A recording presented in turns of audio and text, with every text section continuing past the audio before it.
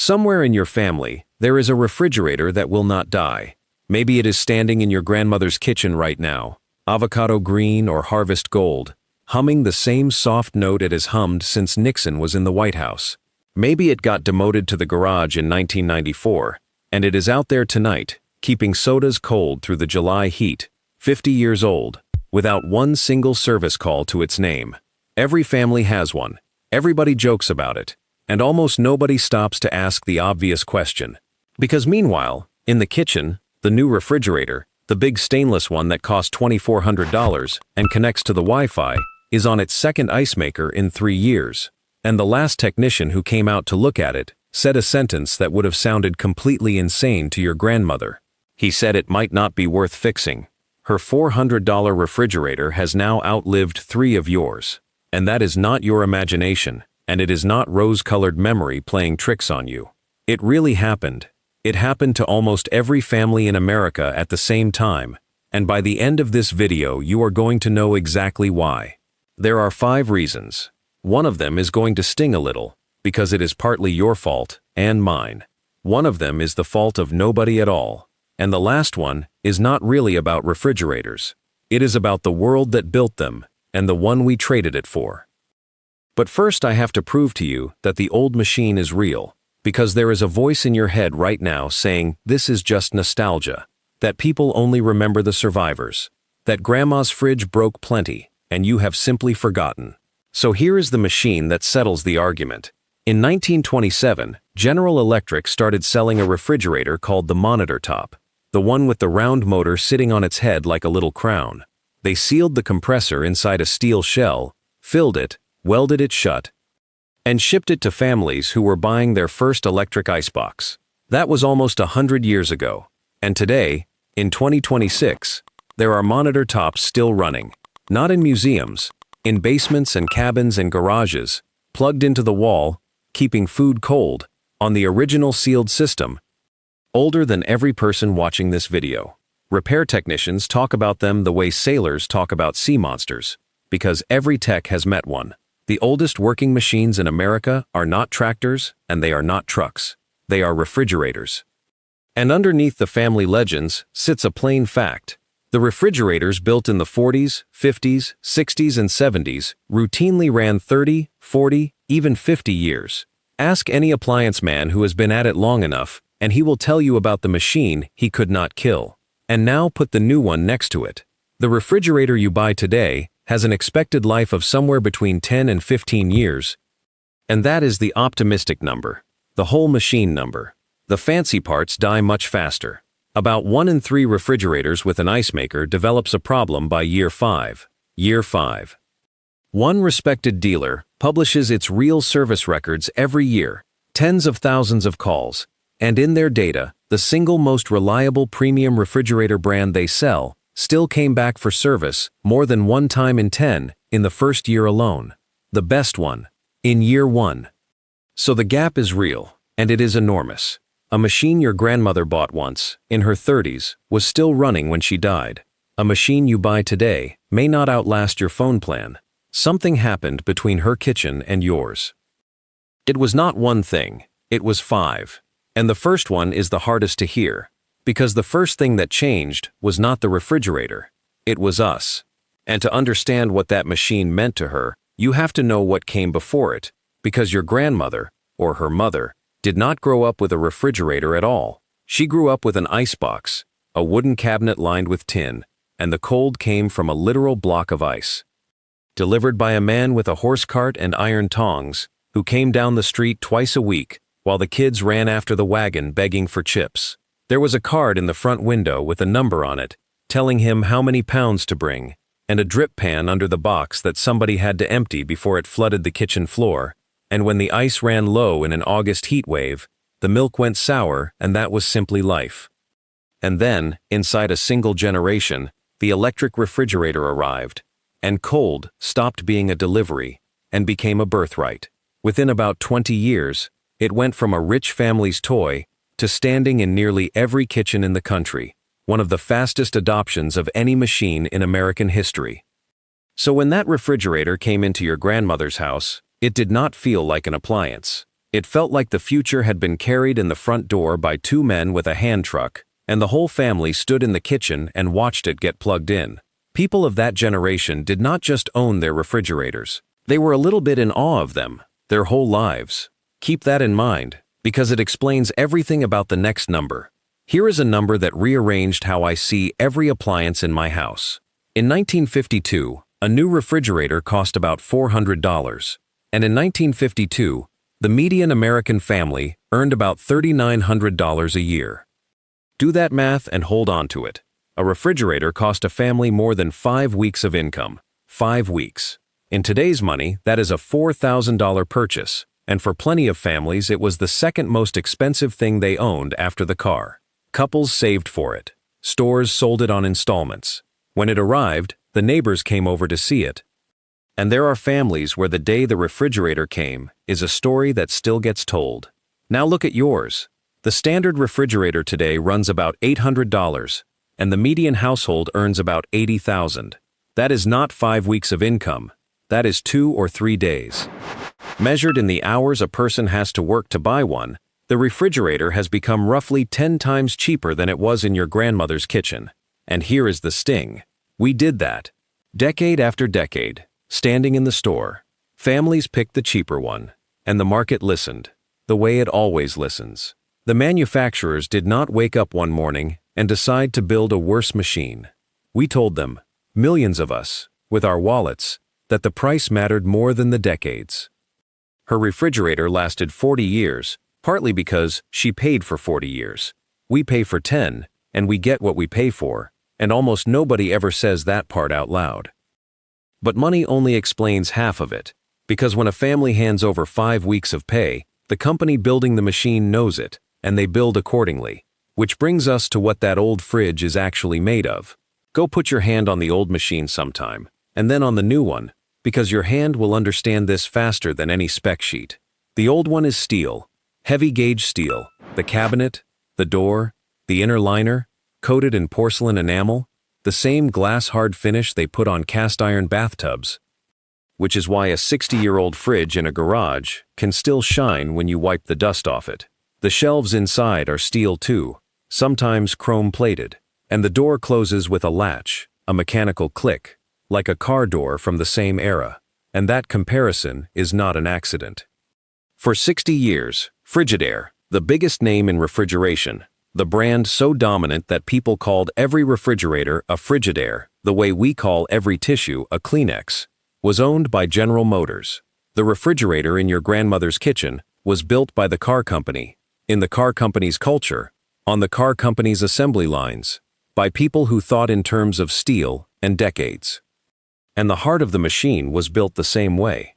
The compressor in an old refrigerator was enormous for the job it had to do. Engineers of that era did not shave a design down to the edge of what would survive. They overbuilt it and let it loaf. And a compressor that spends its whole life loafing along at half effort is a compressor that simply does not wear out. That is the entire secret of the machines that will not die. Nothing in them was ever working hard. The new one is a different animal. Thin steel where there is steel at all, plastic liners, plastic shelves, foam, and a small, hard-working compressor tuned to the exact edge of its ability. Lighter, quieter, far cheaper to build, and living its whole life at a sprint. And there is one detail on that old machine that carries a story almost nobody under 60 knows. And it is the most human thing in this entire video. The latch. That heavy chrome handle that closes with a click. It turned out to have a terrible flaw. And the flaw had nothing to do with keeping food cold. When those old refrigerators wore out and got dumped in fields and alleys and barns, children playing hide-and-seek would climb inside them, and the latch that sealed so beautifully could not be opened from the inside. Kids died that way. Enough of them that in 1956, the United States Congress passed a law, an actual federal law about refrigerator doors, requiring that every new refrigerator be openable from the inside. And the industry's answer is on your fridge right now. The magnetic seal, that soft rubber strip that a child, or you, can push open from within. So the next time you feel a refrigerator door tug itself shut, understand what you are actually feeling. That gentle magnetic pull is a memorial. written into every refrigerator built since, for children whose names nobody remembers. Even the doors of these machines carry history. But even the steel and the latch are not the biggest change, because the biggest difference between her refrigerator and yours is not what they built it out of. It is what they did not put in it. Count the parts in your grandmother's refrigerator that could fail: a compressor, a thermostat, a door seal, a fan, a light bulb. That is more or less the entire list. 5 things, every one of them simple, every one of them cheap, and not one of them fighting the machine it lived in. Now count yours. An ice maker, a water dispenser with a chilled line running up through the door, a water filter, 2 motors for the ice, a heater inside your refrigerator to keep the ice chute from freezing shut, door-and-door glass. On some of them, cameras, and a screen, and a Wi-Fi antenna. Some of these machines have more computing power than the spacecraft that went to the moon. All of it bolted to a box whose one job is staying cold. And here is the mechanical truth nobody in the showroom will say. Almost none of those parts help the machine do that job, but every single one of them can take the machine down. The worst offender is the one everybody loves. On most modern refrigerators, the ice maker sits up in the fresh food compartment, the side the machine works day and night to keep above freezing so your milk does not turn to slush. And right there, in that above freezing room, we have asked a little machine to make ice and keep it frozen. The refrigerator is at war with itself, every hour of every day, for its entire life. That is why the ice maker is the single most repaired part in the entire appliance world. And it is the main reason 1 in 3 of these machines is in trouble by year 5. Your grandmother's refrigerator never fought itself. It did one thing, in one direction, with 5 parts. You cannot have a failure in a part that is not there. And that one sentence explains more about her 40 years than everything else combined. And when one of those 5 simple parts finally did give out, something happened that has almost vanished from American life. Somebody came and fixed it. Picture the scene, because it used to be completely ordinary. The fridge quits on a Tuesday. Grandpa calls the appliance man, a local fellow with his name painted on the truck. He comes out Wednesday morning, pulls the thermostat, has the part in his truck because there were only ever a dozen parts to stock. And by lunch, the machine is humming again. The bill is a few dollars. Nobody in that kitchen would have dreamed of replacing a 5-week of wages machine over a small part, any more than you would sell your car over a dead battery. The math made repair obvious, so everything was built to be repaired. Lids that lifted off, parts that unbolted, diagrams glued inside the back panel like the machine expected you to open it. Now run today's version of that same Tuesday. The service call alone costs more than $100 before anyone touches a tool. The failed part is not a thermostat, it is a control board, and it costs $300 or $400, if it is even still made. And it has to come from one warehouse, in 1 to 3 weeks. And the technician, an honest one, stands in your kitchen and does that math against an $800 machine and says the sentence your grandmother never heard. It is not worth fixing. So the whole machine goes to the curb. Working compressor, working fan, working everything, killed by one board and a spreadsheet.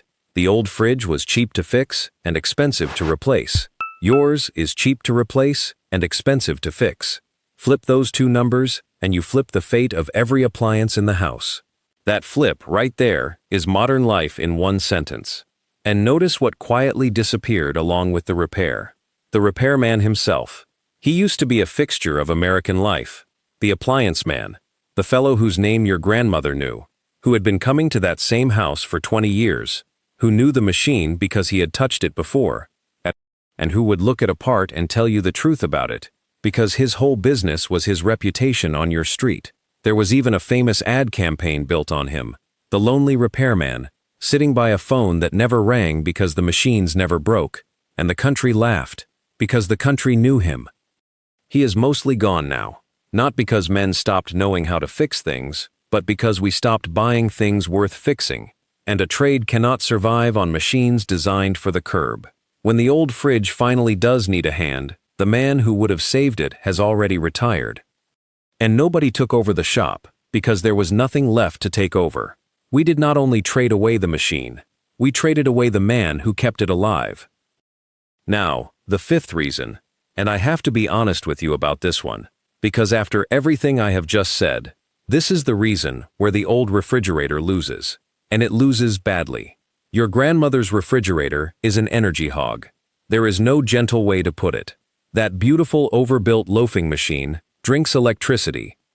Because electricity was cheap when it was born, and nobody was counting. A typical fridge from that era pulls 3 or 4 times the power of a new one. At today's rates, the old machine in the garage can cost $25, $30 a month to run, $300 and more a year, every year, quietly, forever. The new one sips along at maybe $6 or $7 a month. Run that over 15 years, and the cheap-to-buy modern fridge saves you thousands. Which means, and I want to be fair here, the modern refrigerator is not simply a worse machine. It is a different trade. Starting in the 70s and 80s, energy standards forced the whole industry to chase efficiency, and they truly delivered. Better insulation, smarter compressors, a fraction of the draw, but you do not get a compressor that uses a quarter of the power by overbuilding it and letting it loaf. You get it by engineering everything thin, light, and tight to the edge. The old machine wasted power and ran for 40 years. The new one saves power and runs for 12. Nobody sat you down and asked which trade you wanted. It was made for all of us, in showrooms and in Washington, one reasonable decision at a time. And that is the fifth reason, the one that is nobody's fault. Cheap to run and cheap to die turned out to be the same design. So that is the how. The price, the steel, the parts, the repair math, the efficiency trade. 5 reasons, and not a villain among them, just trades. But none of that explains the thing you actually feel when you stand in front of the old machine in the garage and hear that hum, because you are not really thinking about compressors, and neither am I. Think about what that refrigerator actually was, in the house you grew up in. It was the bulletin board of the family. The report cards went on it, under a magnet from a gas station. The crayon drawings went on it and got replaced, year after year, as the artists grew up. The Christmas photos of cousins. The appointment cards. The newspaper clipping when somebody made the local paper. Every family archive in America was curated on the door of a refrigerator, and the museum guard was your grandmother. It was the first thing you heard when you snuck downstairs at midnight, that low hum in the dark kitchen, and the light inside it was the only light on in the house. And whatever you were looking for at that hour, cold chicken, pie under foil, you found it, because she knew you would come looking. That machine kept the milk cold through 5 presidents. It held the Thanksgiving turkey the year everything went wrong, and the year everything went right. It got a new magnet every time anybody went anywhere. And then one day, she was gone, and the family sorted the house, and sold what could be sold, and somebody, nobody remembers deciding it, could not quite send the refrigerator away. So it went to the garage, or the basement, or the grandson's cabin, and it kept running. It is running right now. The hum in that garage is the last working piece of her kitchen, and some part of everyone in the family knows it, which is why it will never be replaced while it still turns on. And this is the part I did not expect when I started reading the comments under videos like this one. People do not write about appliances. They write names and years, like inscriptions. A Norge from 56, still in the garage, was Dad's. A Philco from 61, came with the farm. My mother's Frigidaire, 1974. Harvest Gold, still cold. Read enough of those and you realize what they actually are. They are little memorials. The machine outlived the person, and now the machine remembers the person. And when somebody types the brand and the year into a comment box, they are not reviewing a refrigerator. They are saying, someone I loved had a kitchen once, and it is not entirely gone. And if you want proof of how deep that machine sits in a person, try this on anyone over 50. Ask them what was on their grandmother's refrigerator, and watch their face. They will not hesitate. The magnet from Niagara Falls, the plastic banana, the school photo with the missing tooth, a prayer card. They can walk that door from memory, corner to corner, decades later. The way other people can walk their childhood street. Nobody memorized that door on purpose. It just got in, the way the important things do, sideways, while you were reaching for the orange juice 1,000 times across a childhood. There are people who cannot tell you their childhood phone number anymore who can still hear the exact sound that door made when it shut. That is not trivia. That is what home sounded like. So what was the old refrigerator, really? It was a fossil, from a different deal between people and their things. In that world, objects were expensive, and time was cheap. So you bought once, you repaired, you kept, you handed down. The wedding china outlived the wedding. The cast iron skillet went 3 generations. The refrigerator hummed for 40 years. Not because the people were better than us, but because the deal was different, and the machines were built to honor it. Then, the deal flipped. Objects got cheap, and time got expensive, and we started cycling through things the way we cycle through phones. And almost everything got more affordable, and more disposable, at the same time, and it happened so gradually that nobody ever felt themselves agree to it. The old refrigerator matters because it never got the memo. It is still keeping its end of a bargain the rest of the world walked away from. That is why it is a little bit moving to stand in front of one. You are not looking at an appliance. You are looking at the last citizen of a country that does not exist anymore. And there is one more layer under that, and it is the tender one. Think about who she was, the woman who owned that machine. If she bought a refrigerator in 1955, she was probably born in the 20s or 30s. Which means she grew up inside the Depression, in a house where nothing, not string, not bacon grease, not a bent nail, got thrown away, because there was no money coming to replace it. That is who walked into the showroom and paid 5 weeks of the family's income for a refrigerator, a person for whom waste was very nearly a sin. Of course she kept it 40 years. Of course she had the repairman out instead of replacing it. Of course she wiped it down every Saturday and defrosted the freezer with pans of hot water and never once thought of it as old, only as hers. The machine lasted because it was built well, yes, but it also lasted because it belonged to the last generation of people who refused to let things die. Her refrigerator and her habits were made for each other, and we did not just lose the machine when that world ended. We lost the kind of person who kept it running. And no, you would not actually want to go all the way back. The old machine drinks power, and the old prices, 5 weeks of a family's pay, nobody is voting for that either. But you are not trapped in the New Deal, not completely. The middle still exists, the plainest machines sold today, the simple ones with no ice maker in the door and nothing that connects to anything, are the closest living relatives of your grandmother's fridge, and they still run long past their fancy neighbors. Buy simple, keep the coils clean, fix the small part instead of tossing the whole machine, and a refrigerator can still serve one family for 20 years. In this economy, keeping a machine for 20 years is a quiet little act of rebellion. Your grandmother would not have called it rebellion. She would have called it common sense. The refrigerator in the garage is going to outlive the one in the kitchen. It might outlive the kitchen. It might, honestly, outlive some of us. And when it finally does go quiet, on some ordinary afternoon 50 or 60 years after it first got plugged in, somebody in that family is going to stand in the garage and feel something they were not expecting to feel about an appliance. Because it was never just keeping food cold, it was keeping something else too. So here is what I would love from you, and I mean this. Go down to the comments and write the brand and the year. Your grandmother's machine, your parents', the one in your own garage right now. Norjay, 56. Philco, 61. Whatever yours is. Write it like it deserves to be written down, because it does. And read the others while you are down there, because that comment section is going to turn into something better than this video. And if this took you back to a kitchen you have not stood in for a long time, share it with somebody who stood in it with you. And subscribe if you want more of the stories behind the machines we grew up with. The hum in the garage is still going. Go listen to it while you can.